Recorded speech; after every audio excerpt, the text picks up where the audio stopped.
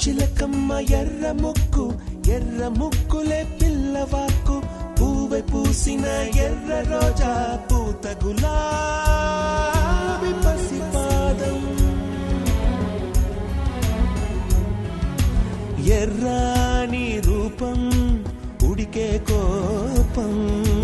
ఎర్రాని రూపం ఉడికే కోపం సంధ్యావర్ణ మంత్రాలు వింటే ఎర్రని పంట పాదమంటే కాంచనాల జిలుగు పచ్చ కొండ బంతి గోరంత